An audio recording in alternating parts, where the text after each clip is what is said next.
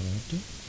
Então, referente ao que a gente tem ali, nós vimos o que é uma lente convergente, uma lente divergente. Vimos que a lente convergente ela tende a convergir, a lente divergente ela tende a divergir, e temos os símbolos ali diferentes. Né? No caso, a parte de dentro aqui, geralmente ela é mais gordinha do que a parte de fora, para uma lente convergente. E para uma lente divergente, a parte de fora que ela é mais gordinha do que a parte de dentro.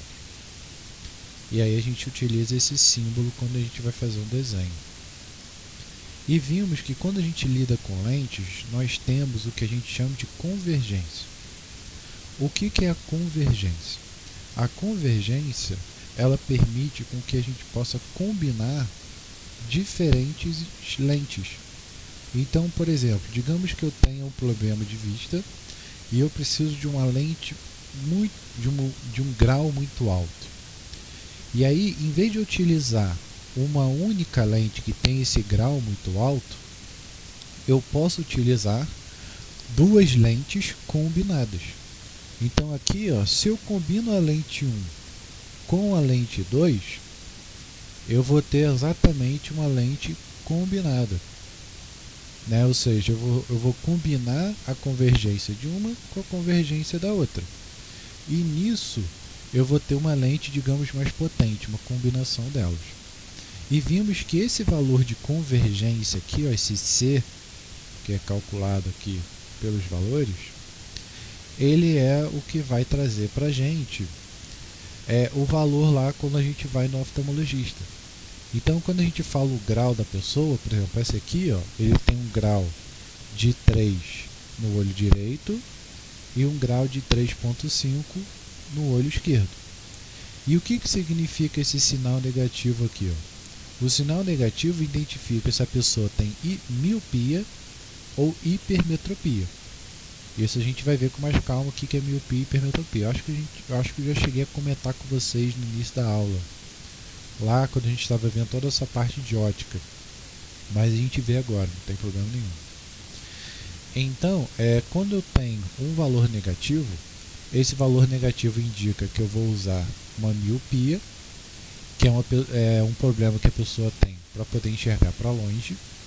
E nesse caso, a pessoa ela vai utilizar, ó, sinal negativo, indica que a pessoa utiliza uma lente divergente. E o sinal positivo é uma lente convergente. Então, lente divergente vai ser exatamente nesse estilo aqui. Ó. Então, quem tem problema de visão, né, geralmente ela vai utilizar uma lente que vai ter esse formato. Ó. No caso, se for miopia, que a parte de fora ela é maior do que a parte de dentro. E aí nós vimos que combinando esses tipos de lentes, nós temos exatamente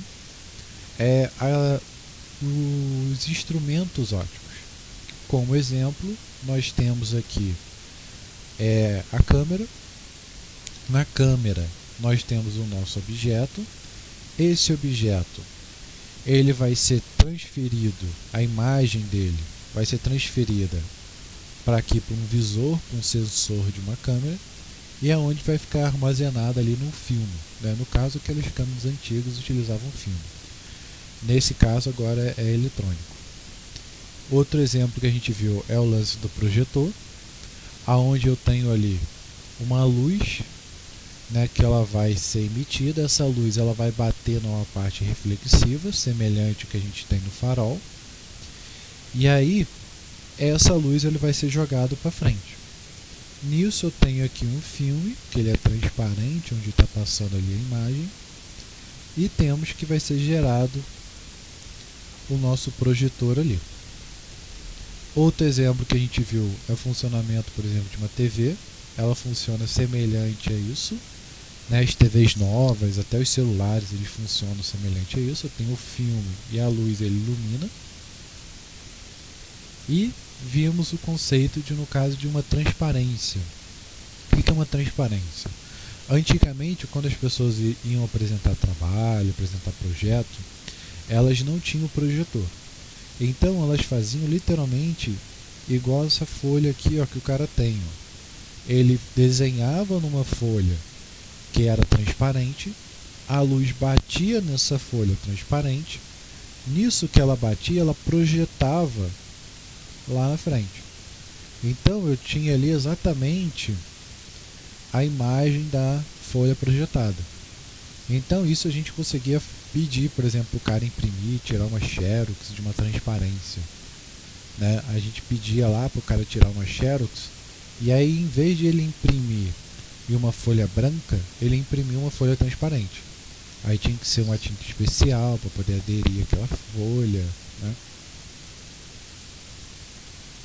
Então, temos ali outro exemplo, é a lupa. O que a lupa faz? A lupa, ela consegue concentrar os raios de luzes num ponto só, ou seja, é uma lente convergente.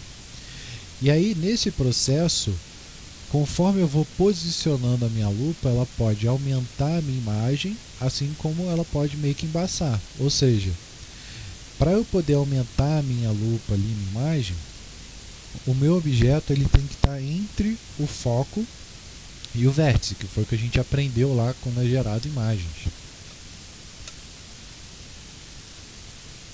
Que aí ela vai conseguir fazer essa ampliação. É interessante que, por exemplo, essa lupa, ela realmente pode ser utilizada para poder gerar fogo. Só que aí tem que estar em um dia muito quente.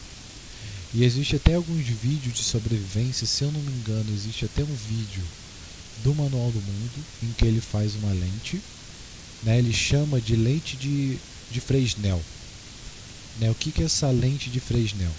Vamos ver se a gente consigo explicar. Deixa eu ver se eu acho aqui.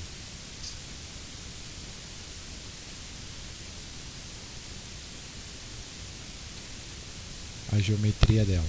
A lente de Fresnel é o seguinte: imagina que a lente ela vai ter toda aquela curvatura. Então, a ideia é o seguinte: em vez de eu ter toda aquela curvatura, eu consigo otimizar ela e fazer ela menor. Opa, peraí. Então aqui, ó, é exatamente isso aqui, ó.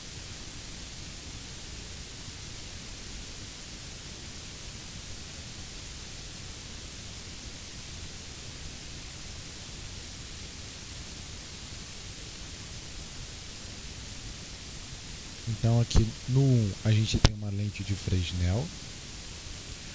No 2 a gente vai ter uma lente convergente. Então o objetivo é o que? A gente convergir essa luz, fazer ela se chocar lá no ponto que a gente quer. Só que para eu poder fazer isso, às vezes eu vou necessitar de um material muito grande, né? Eu vou gastar muito material para poder gerar essa lente de Fresnel, ou essa lente normal. Então, porque qual é o objetivo? O objetivo é eu pegar exatamente essas curvaturas. Então, qual é a ideia da lente de Fresnel? Em vez de eu utilizar um material muito grande, eu vou literalmente picotar essa circunferência, essa curvatura em vários pedacinhos pequenos. Então eu empurro esses pedacinhos pequenos para dentro e aí repara que ela vai formar vários dentinhos, ó. Então nesse processo aqui, ó, eu ainda vou ter a mesma curvatura, só que eu vou conseguir economizar material, né? Então a lente de Fresnel ela é muito útil porque você consegue aumentar o efeito dela, né? Deixa eu ver aqui, ó, dar um exemplo aqui, ó. Olha que interessante. É a mesma figura. Só que aí, ó, a lente de Fresnel, o que seria essa curvatura toda aqui, ó, ela está aqui dentro, ó. Tá vendo? Os quadradinhos, ó. Eu apenas picotei ela para que ela pudesse economizar espaço. Então a vantagem de eu ter uma lente de Fresnel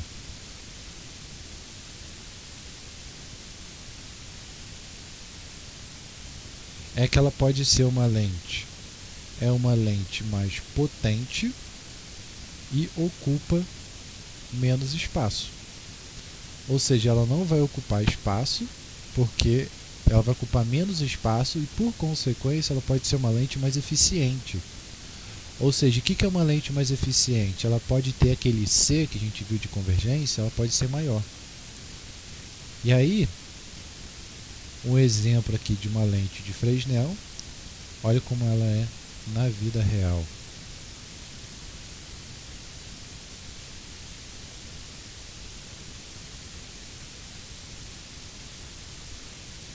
Então esse é o exemplo de uma lente de Fresnel. Tá vendo que ela é picotada em vários pontos? Então no Manual do Mundo, se eu não me engano, eles chegaram a fazer um vídeo de uma lente de Fresnel, mostrando ali como funciona, né? E a ideia é que você pode criar essa lente, ela fica bem potente e ela é muito utilizada quando você tem pouco espaço, né? Você não quer gastar um material de vidro muito grande, você quer convergir essa luz. E aí ela é muito utilizada para iluminação. Quando a gente vê aqueles faróis, todo mundo já deve ter visto pelo menos aqueles faróis que ficam em porto, né? Quando geralmente tem filme, tem desenho, né? Que tem aquela torre de iluminação. Deixa eu botar aqui. Isso, farol. No farol, quando vocês veem lá, aqui, ó, olha que interessante. Isso aqui é dentro de um farol.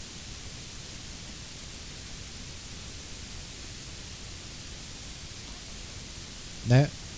E aí qual é exatamente assim. E para que serve esse farol?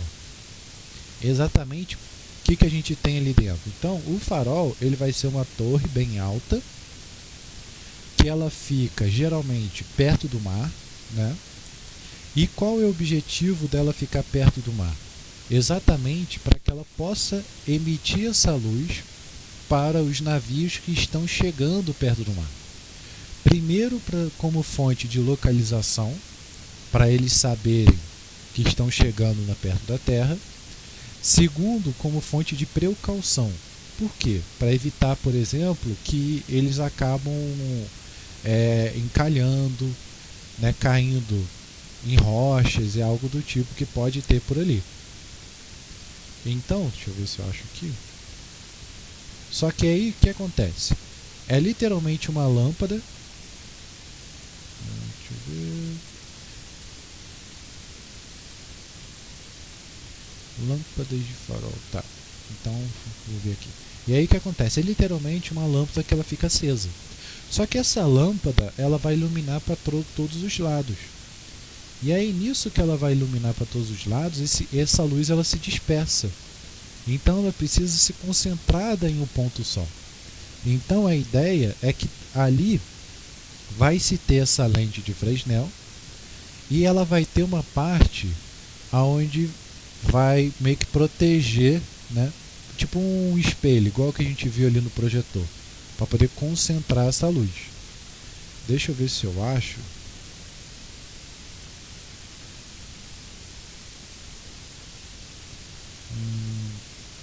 Esse tipo de figura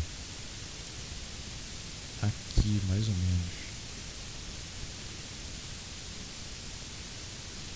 Aqui, ó. Então repara o que? Como essa luz ela tem que chegar longe, muito, muito longe, ela tem que ter uma proteção. Tá vendo aqui essa proteção? Para que serve essa proteção ali do farol? Exatamente. Hã? Não. Pensa comigo.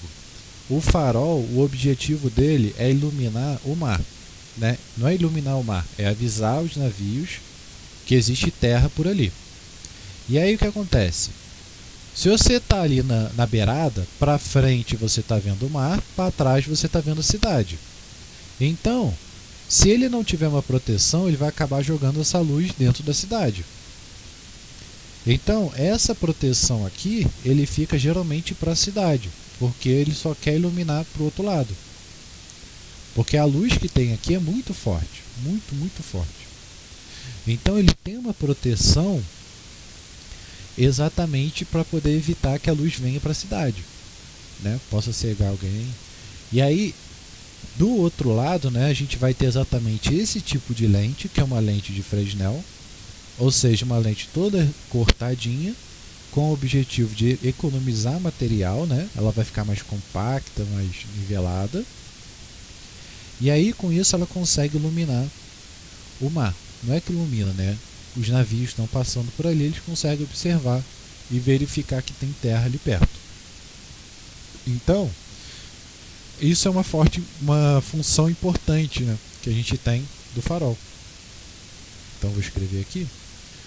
Farol auxilia os navios a identificar que tem terra próxima, que tem.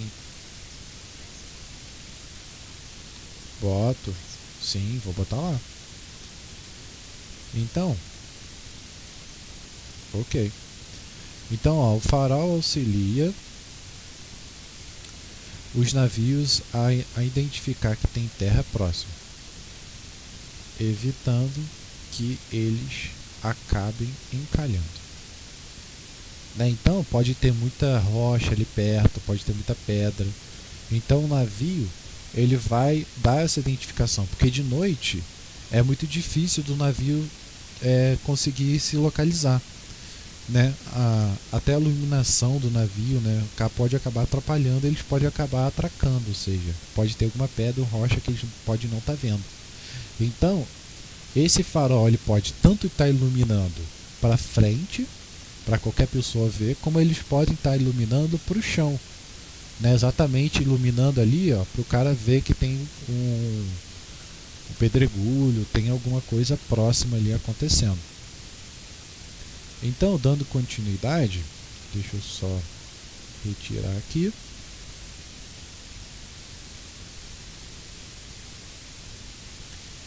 Então, nós vimos também o microscópio, a utilização lá do microscópio.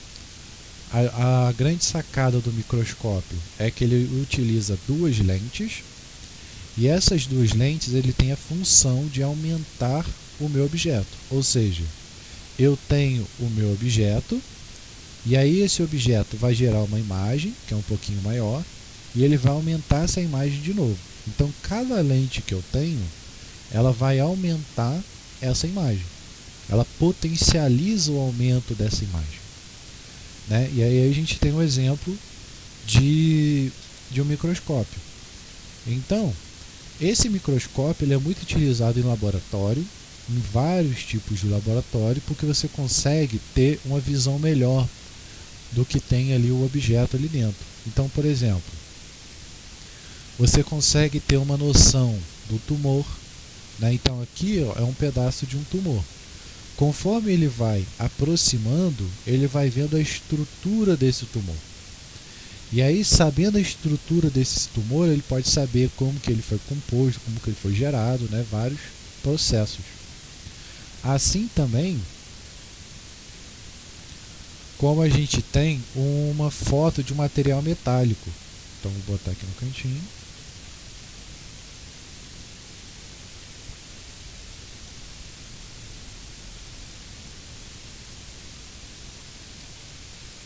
Então, para que eu utilizo o microscópio quando eu vou ver um material metálico? Eu utilizo exatamente para poder saber se a mistura que eu fiz foi boa, se não foi. Por exemplo, digamos que eu tenho que fazer uma viga de ferro, uma viga de aço, para poder uma estrutura para construir uma casa. E aí, por algum motivo, essa casa acaba caindo. Então, eu tenho que tentar identificar por que a casa caiu.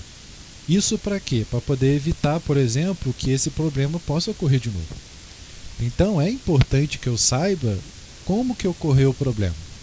Então, digamos que quando eu tenha feito essa mistura, né, tenha feito lá aquela liga de aço, eu tenha misturado, por exemplo, o cobre, que é um elemento químico, e tenha misturado, sei lá, o titânio, que é outro elemento químico. Então, quando eu analiso esse cara, eu vou verificar se essa mistura está direita, ou seja, se ela está homogênea. Por quê? Pode acontecer da minha mistura de todo o cobre ficar em uma posição e todo o titânio ficar em outra. Então, o que eu esperaria do meu experimento, né, do meu modelo, ele pode acabar não se concretizando, ou seja, eu iria esperar que a mistura seria homogênea, iria criar uma estrutura boa, tudo bem, coesa, mas ele pode acabar não se misturando e isso pode acabar gerando uma trinca, uma falha, que pode acabar quebrando a peça. Então, o microscópio ele permite com que eu possa identificar essas peças metálicas também. E nesse caso, o microscópio óptico, né, que permite com que eu possa analisar essas estruturas. Ó. E olha como é diferente uma estrutura da outra. Ali a gente tinha que essa estrutura aqui, ó, ela é chamada de grão. Então, estrutura de grão. O que é uma estrutura de grão? É como se fosse vários grãozinhos de arroz, grãozinho de feijão, que tivesse um do lado do outro. Em resumo é isso que está acontecendo aqui. Um grãozinho do lado do outro. Um grãozinho do lado do outro. Já esse cara aqui, ó, repara que ele não tem mais um grão. Ó. Ele já é um negócio mais esticado, parece um espaguete. Né? Esse aqui já é uma estrutura laminar. E aí, fala.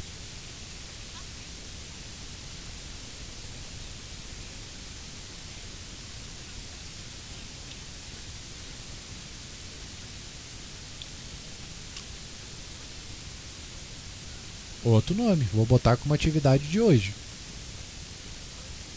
Oi. Sim, estou postando exatamente o que eu estou falando. Só tirei alguns detalhes ali que eu já havia falado, mas eu deixei a parte da lupa, da lente de Fresnel, o farol. É o que a gente está falando hoje. Estou deixando os assuntos de hoje. Que a gente está. Já está lá. É exatamente esse slide aqui, ó. Esse slide que vocês estão vendo é o slide da aula passada. Tudo bem? Isso, estou dando uma acrescentada um pouquinho. E aí a gente está focando mais nos pontos. Então, acontece que a estrutura ela é totalmente diferente, ó, uma da outra. E por eu ter uma estrutura totalmente diferente, isso vai me dar propriedades totalmente diferentes. Então esse cara vai se comportar de forma diferente. Então isso é muito importante quando o cara estiver fazendo qualquer produto numa indústria, por exemplo, algo do tipo, né, ter um microscópio para ele poder analisar. Só que o que acontece? O microscópio ele tem uma limitação. Então, deixa eu botar aqui. Existem outros tipos de microscópio. Então, espera aí. Aqui, ó.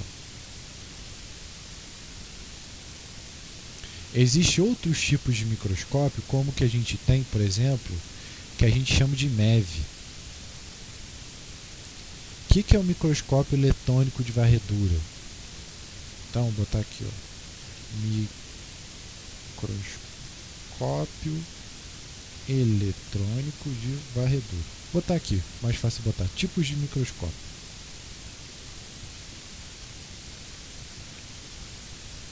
Então, nos tipos de microscópio, existem vários microscópios. O primeiro que a gente viu foi o microscópio óptico.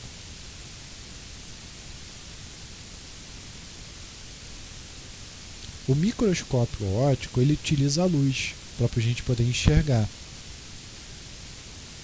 E nisso que ele utiliza a luz, a gente vê essas estruturas aqui, ó. Tá vendo essas estruturas? É uma imagem bonita? É uma imagem bonita. É uma imagem com uma boa definição? É uma imagem com uma boa definição. Só que às vezes você quer ver algo a mais e ele não consegue. Deixa eu ver aqui. Amplitude. Deixa eu pegar a amplitude do microscópio óptico só para a gente poder ter uma noção de quantas vezes ele aumenta. Né, ele tem um aumento bem grande. Ó, ele vai estar no cerco. Ah lá. ele permite ampliar 40 até 1000 vezes. Então, opa, foi.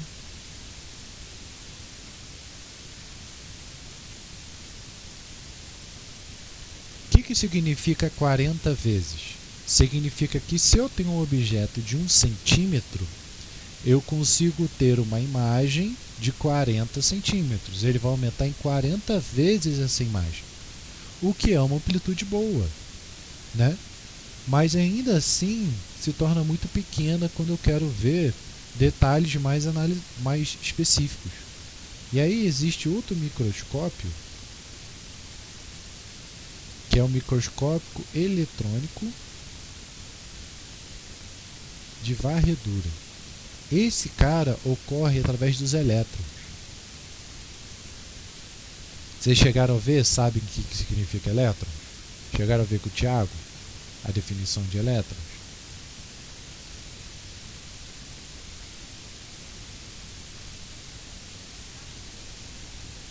O que significam elétrons? O que vocês estão vendo com o Tiago agora?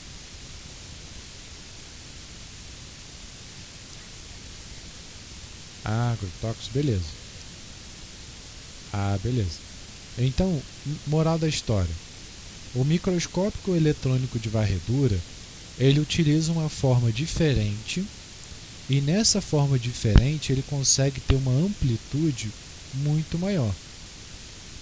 Então, ó, eu estou tentando identificar aqui qual é a amplitude dele, que eu estou falando. Mas aí, nisso que ele consegue ter uma amplitude maior, você consegue ter um detalhamento maior da estrutura que você estiver analisando. Só que assim, existe um processo maior, ele é mais complicadinho de usar, não é tão simples. Então, deixa eu ver se eu acho. Não. Mas a ideia é o que? Você consegue fazer em uma atmosfera que a gente chama de atmosfera inerte. O que é uma atmosfera inerte? Você joga ele, por exemplo, digamos que eu esteja analisando o material. Se esse material ele reage com oxigênio, se torna muito ruim de eu poder utilizar ele no oxigênio. Então, às vezes, eu tenho que colocar ele em outro elemento. Ou seja, em vez de ele estar respirando oxigênio, ele vai estar respirando outro elemento. Então, deixa eu ver se eu acho que realmente amplitude. Eu quero saber a amplitude que ele aumenta, mas é algo em torno, se aquele chega a 1000, eu acho que esse chega a uns 20.000 vezes. Ou seja, é quase umas 20 vezes mais forte. Realmente não estou achando.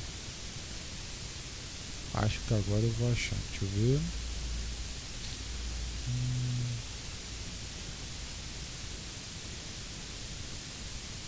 Rapidinho, gente.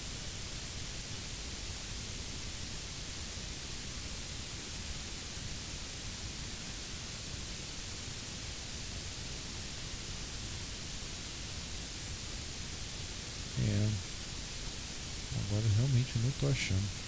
Então olha que interessante. Se naquela imagem, imagina, você tem um tumor, do tumor, né, você consegue ver esse cara aqui, ó, que é mais ou menos aqui, ó, onde ele está olhando, e aí você aumenta, você consegue ver esse cara aqui. É algo bonito? É algo bonito. Não vou dizer que não é. Tem como você ter um detalhe? Tem. Mas o microscópio eletrônico de varredura, ele consegue ter uma visão muito maior.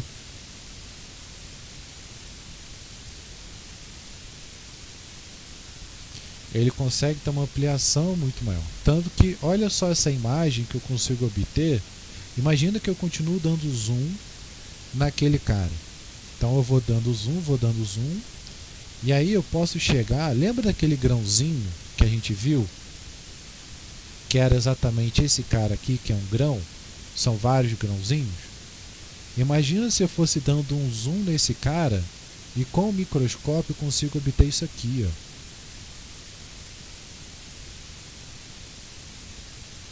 Isso aqui é um grão. Olha o detalhe da imagem que eu tenho. Esse, no caso, é um grão de pólen. Ou seja, o pólen da abelha é exatamente nessa forma. Então aqui é um grão de pólen. Olha como eu consigo obter um detalhe muito maior desse cara. Então o microscópio eletrônico de varredura ele tem uma amplitude muito maior. E ele funciona com um processo um pouquinho diferente. Existem microscópios melhores do que ele? Sim, existem microscópios melhores do que ele. E a gente vai ver daqui a pouquinho. Eu ainda estou caçando a amplitude dele. Formação da imagem. Ó, interação,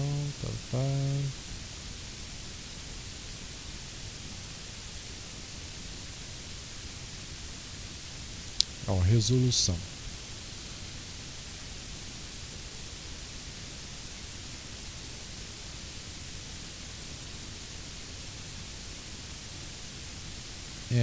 Não estou achando aqui amplitude.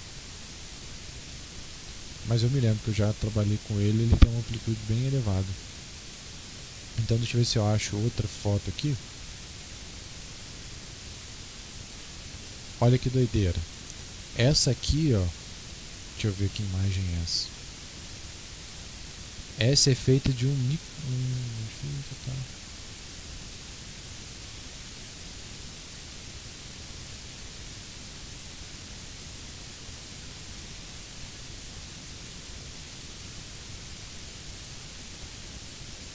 deixa eu ver.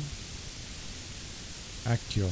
Isso aqui é como são as escamas, por exemplo, de um tubarão.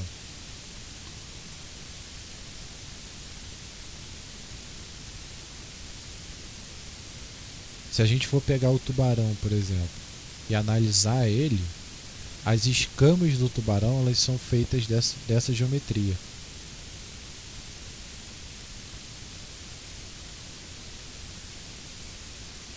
Olha que bonito. Deixa eu ver se eu acho mais outra foto.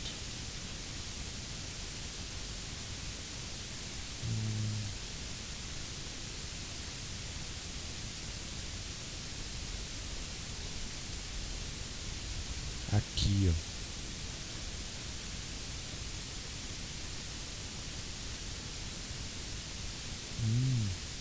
Então, olha lá. Aquela estrutura que a gente estaria vendo assim, que eu teria várias bolinhas, eu posso literalmente, aumentando ela, eu consigo ter uma resolução muito melhor. Ó. Olha que legal. Esse caso aqui é uma estrutura de iogurte.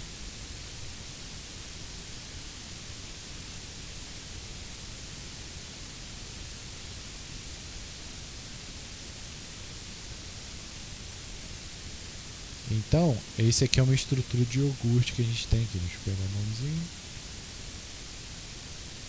E olha como é interessante a imagem que a gente consegue formar. Ó, o cara foi dando zoom, ó. Ele olhou um negocinho desse e foi dando zoom. Olha o zoom que ele obteve. De como é feito. Então, através desse microscópio, ele consegue ter um detalhe muito maior, né, de como são feitas literalmente as células. Né? Dá para você ver a estrutura de uma célula, dá para ver tudo. Né? Não sei se vocês já viram vários videozinhos de como funciona uma célula. Deixa eu ver se eu acho a foto para a gente poder identificar. Mas esse aqui é uma estrutura do iogurte. Né? Tanto que é um mundo inteiro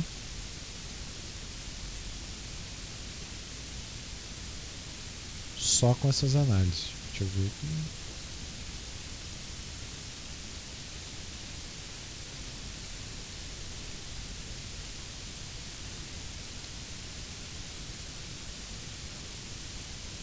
Aqui, ó.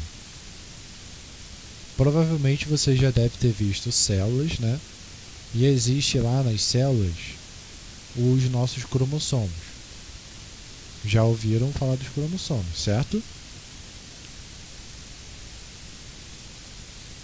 Lembram dos cromossomos? Já ouviram falar, gente? Que é o que gera o nosso DNA? O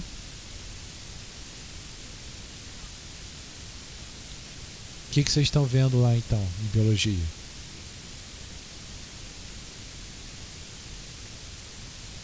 Hein, gente? Agrotóxicos também? Beleza, então deixa eu ver se eu acho aqui.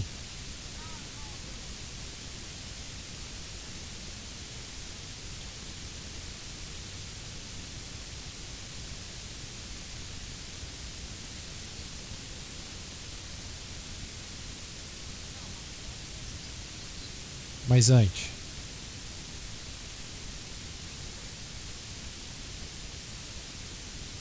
então, na célula, o que a gente tem? Vocês já viram célula, né? Na célula a gente tem, por exemplo, a mitocôndria. Não tem a mitocôndria? Que é onde vai gerar energia.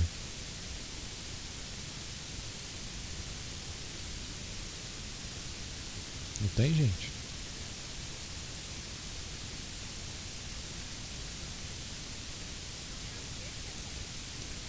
Mitocôndria.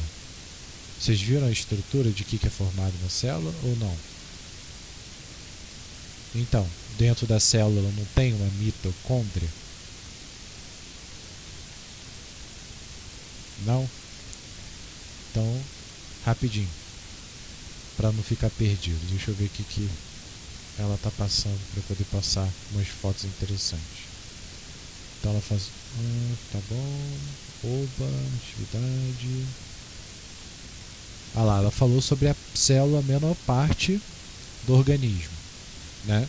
Então ela falou célula procarionte e eucarionte. Isso ela falou. Tudo bem? Lembram disso? Beleza. Então vamos lá. Então, ó, como funciona? Essa imagem que eu vou mostrar para vocês, ela é feita exatamente nesse MEV. Ó, que é exatamente, deixa eu ver se eu acho uma foto bonitinha, que é onde você consegue ver através do microscópio. Eu acho que esse aqui vai servir. Essa é uma célula eucarionte.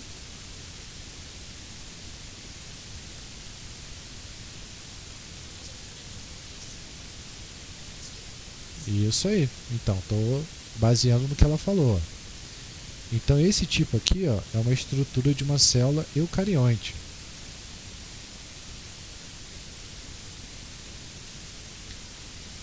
E vou procurar aqui uma célula procarionte. Aqui, ó.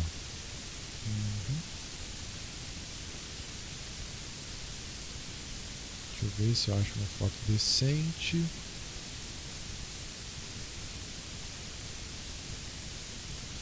E esse carinha aqui, ele vai ser uma célula procarionte. Todas essas fotos, elas são tiradas nesse MEV, nesse microscópio eletrônico de varredura, ó, igual que vocês viram. Então isso aqui é exatamente, se pegar, por exemplo, o sangue, né, pegar uma estrutura muscular, algo do tipo que quiser analisar, você consegue ver esse cara.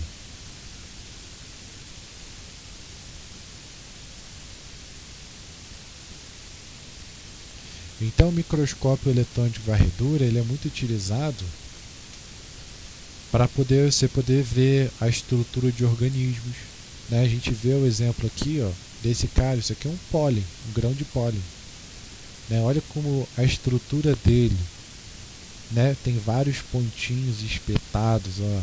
Olha como isso aqui tá longe de ser hélio nu.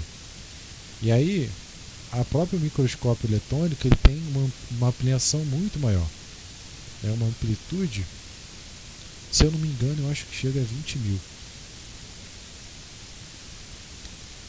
mil vezes. né? Então o microscópio eletrônico ele vai ter essa amplitude onde a gente vai ver essas imagens. E existem outros microscópios mais potentes que ele.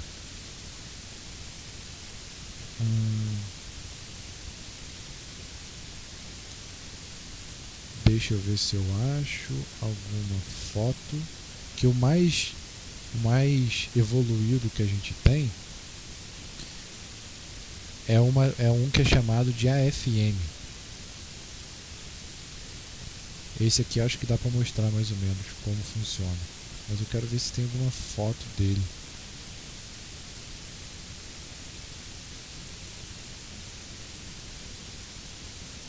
Então, peraí.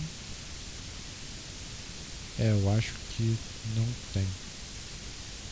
Mas é mais ou menos isso aqui,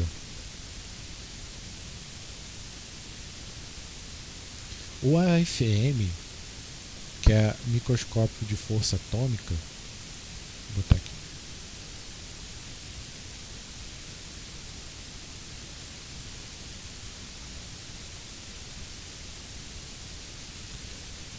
AFM, ele basicamente ele utiliza a luz, a radiação, e consegue ter amplitudes para se ver o átomo.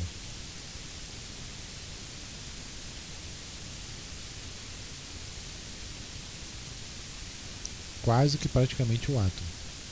E aí a gente pode entrar, só vou dar um pequeno papel, digamos assim, é que quando a gente começa a chegar nesses níveis, né, do microscópio eletrônico de força atômica, o AFM,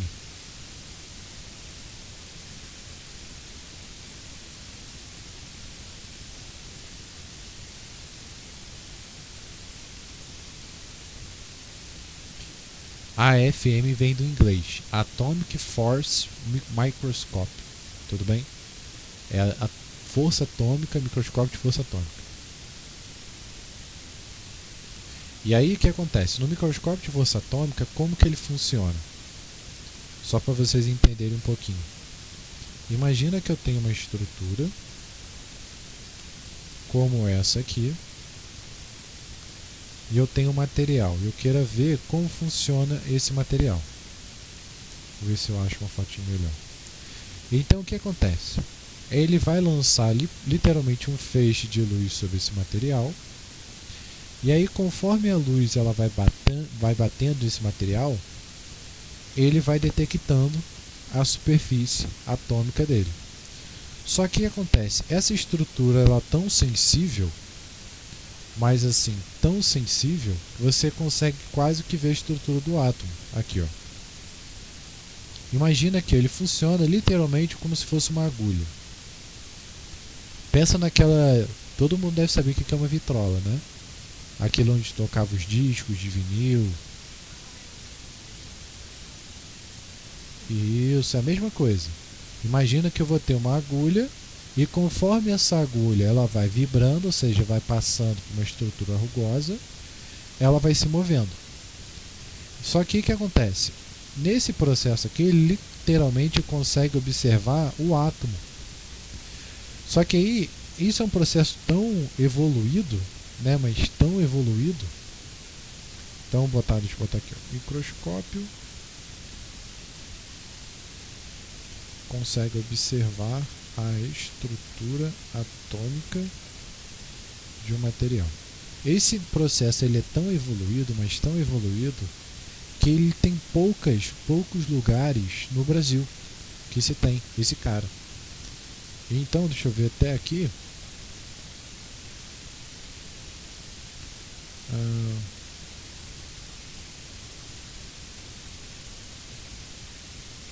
AFM.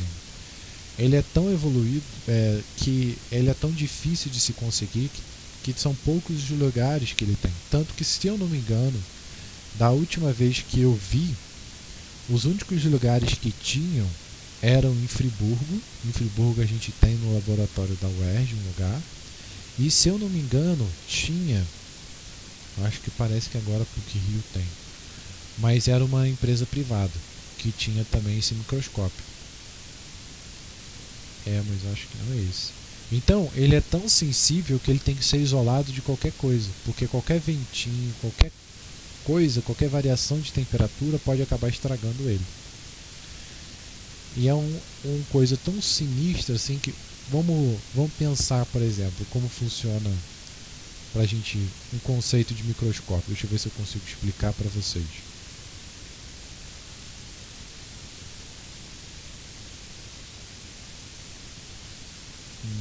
Deixa eu ver. Imagina que eu queira ver um objeto, né? Então,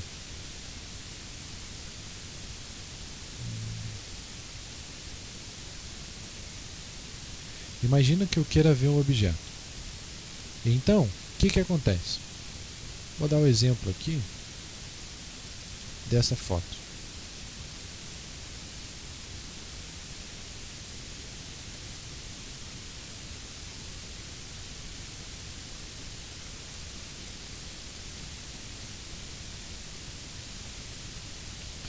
Imagina que eu quero ver um objeto de uma pessoa.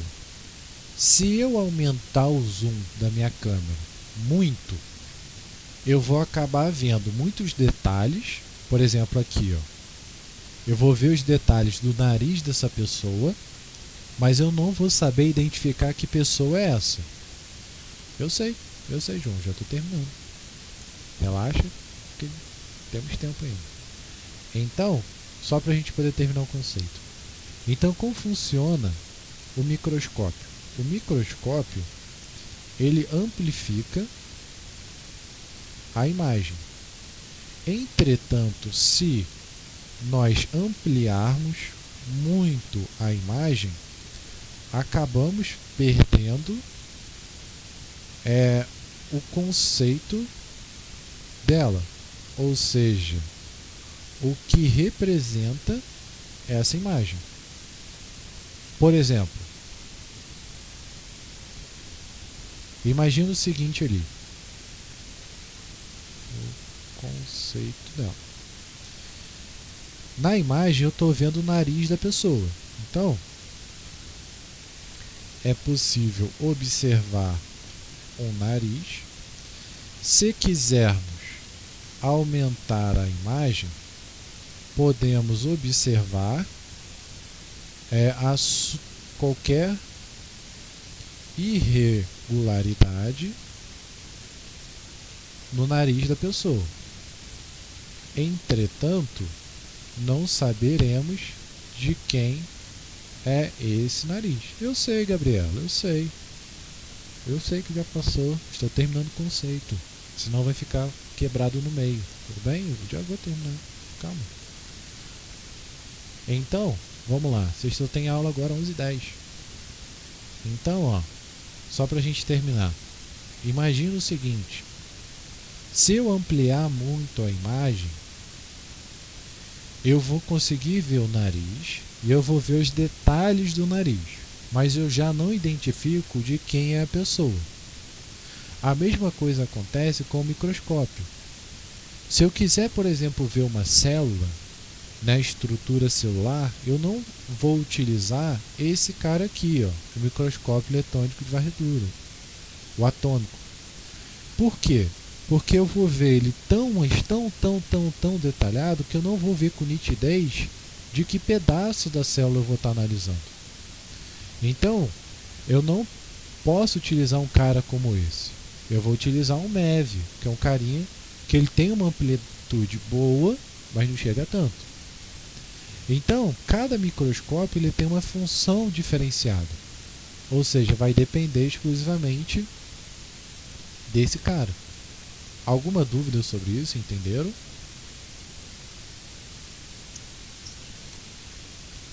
Show de bola. Então, eu vou deixar para corrigir o exercício na próxima aula. E aí a gente faz a revisão geral. Certo? Então, vou postar essa atividade lá na plataforma. E aí a gente continua na próxima aula. Tudo bem, gente?